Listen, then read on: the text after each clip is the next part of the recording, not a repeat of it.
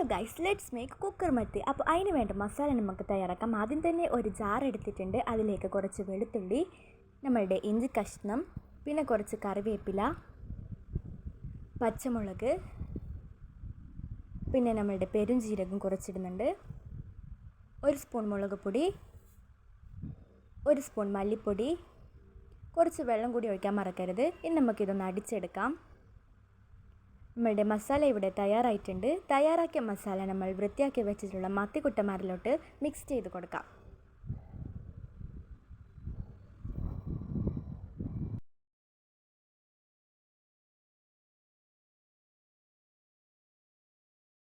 ഇതവിടെ ഇരിക്കട്ടെ.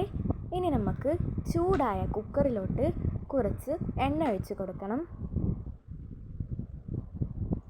അതിലേക്ക് നമ്മൾ സവാള ഇട്ട് കൊടുക്കുക. സവാള ഒന്ന് വാടി വരുമ്പോഴേക്കും നമ്മൾ അതിലേക്ക് ഒരു തണ്ട് കറിവേപ്പില ഇട്ട് കൊടുക്കുന്നുണ്ട്.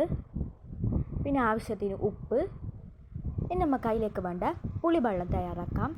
ഞങ്ങളുടെ മത്തി കുക്കറിലോട്ട് നിരത്തി വെച്ച് കൊടുക്കുക.